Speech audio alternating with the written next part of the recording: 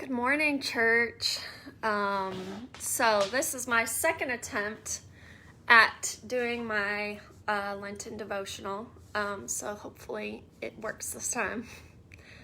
I am going to be doing a few readings from different books that I love. The first one is Upstream by Mary Oliver. My dog used it as a chew toy at one point, so. And then I'm going to be reading from Teaching a Stone to Talk by Annie Dillard. This book was useful for me in my transition from New York to Tennessee, just about being aware in the stillness, and silence is all that there is. And so anyways, I'm going to be reading from that, and I would highly recommend this book. It's pretty philosophical, and so I feel like a lot of people would really enjoy it. And I feel like these two books really mirror each other. Upstream is a little more of poetic writing. Teaching a Stone to Talk are like a collection of short stories that Annie Dillard wrote from her travels and whatnot, and being in nature. A lot of it is in the Galapagos Islands and whatnot. And then finally, I'm going to be doing a prayer from this book. It's Praying with the Earth, a Prayer Book for Peace by Philip John Newell, which I've read from at church quite a few times. So I'm going to be doing a little prayer to end with that. So I got my go-go juice, and I'm going to go ahead and start.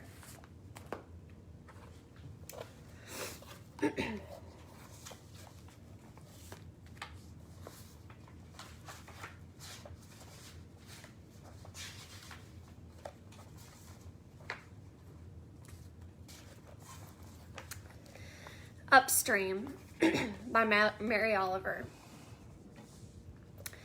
One tree is like another tree, but not too much. One tulip is like the next tulip, but not altogether. More or less like people, a general outline, then the stunning individual strokes. Hello, Tom. Hello, Andy. Hello, Archibald Violet and Clarissa Bluebell. Hello, Lillian Willow. And Noah, the oak tree I have hugged and kissed every first day of spring for the last 30 years. And in reply, its thousands of leaves tremble. What a life is ours. Doesn't anybody in the world anymore want to get up in the middle of the night and sing? In the beginning, I was so young and such a stranger to myself, I hardly existed. I had to go out into the world and see it and hear it and react to it before I knew at all who I was, or what I wanted to be. Wordsworth studied himself and found the subject astonishing. Actually, what he studied was his relationship to the harmonies and also the discords of the natural world. That's what created the excitement. I walk all day across the heaven verging field. And whoever thinks these are worthy, breathy words I'm writing down is kind. Writing is neither vibrant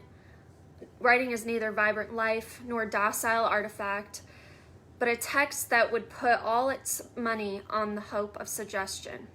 Come with me into the field of sunflowers is a better line than anything you will find here. And the sunflowers themselves far more wonderful than the words about them. I walked all one spring day upstream, sometimes in the midst of ripples, sometimes along the shore. My company were violets, Dutchman's breeches, spring beauties, trilliums, bloodroot, ferns rising so curled one could feel the upward push of the delicate hairs upon their bodies. My parents were downstream, not far away, then farther away because I was walking the wrong way. Upstream instead of downstream. Finally, I was advertised on the hotline of help, and yet there I was, slopping along happily in the stream's coolness. So maybe it was the right way after all. If this was lost, let us all be lost always. The beech leaves were just slipping their copper coats. Pale green and quivering, they arrived into the year. My heart opened and opened again. The water pushed against my effort, then its glassy permission to step ahead touched my ankles.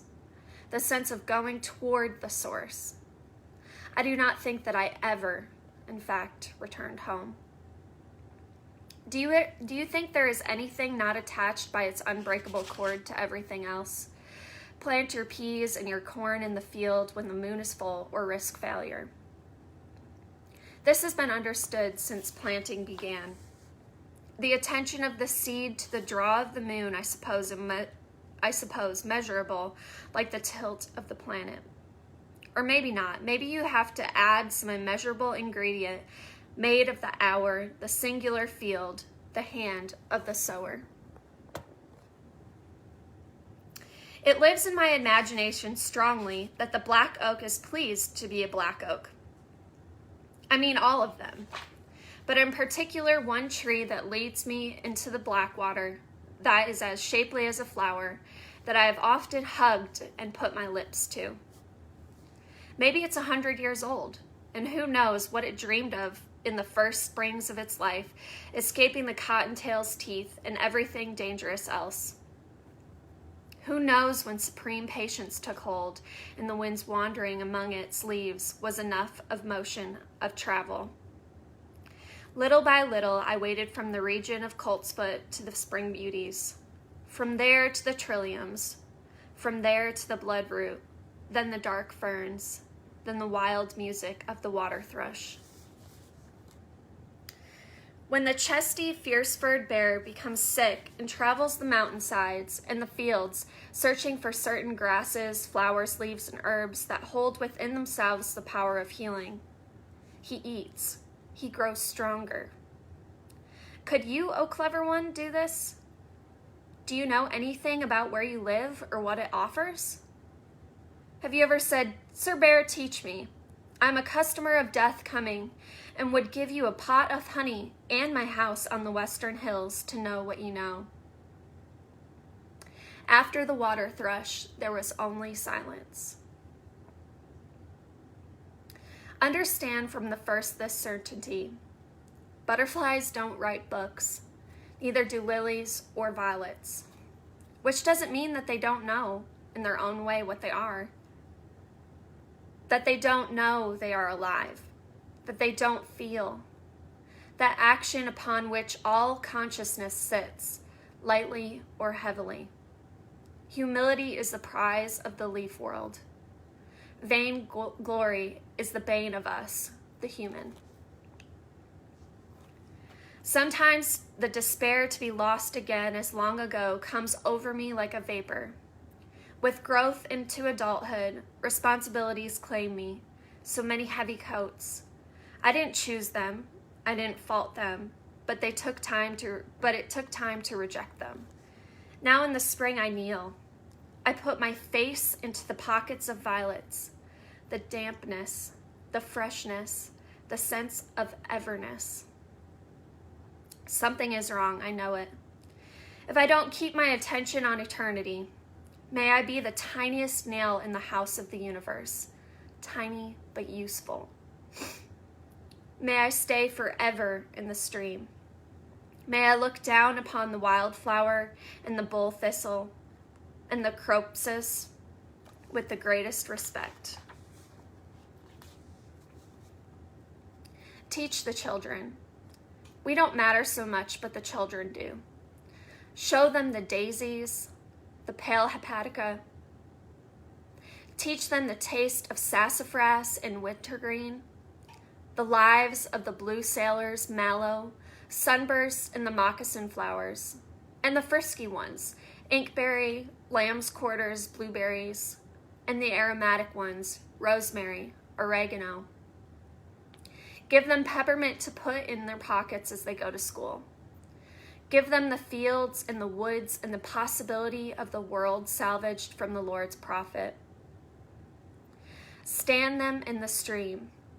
Head them upstream. Rejoice as they learn to love this green space they live in. It sticks and leaves, and then the silent, beautiful blossoms. Attention is the beginning of devotion.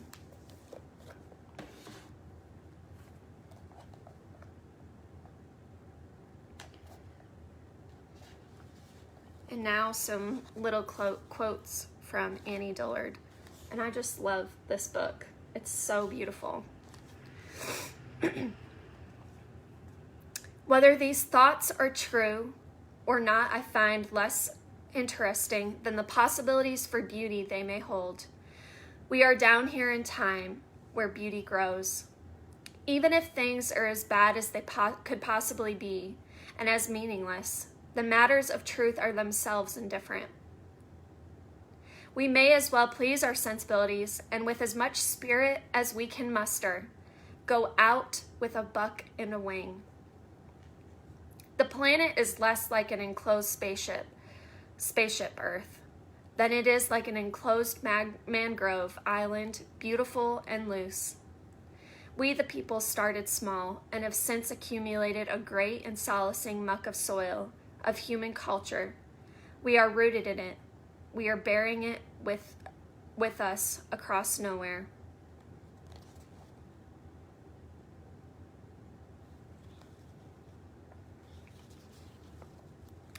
There is a vibrancy to the silence, a suppression, as if someone were gagging the world. But you wait. You give your life's length to listening, and nothing happens. The ice rolls up, the ice rolls back, and still that single note obtains. The tension, or lack thereof it, is intolerable. The silence is not actually suppression. Instead, it is all there is. We are here to witness.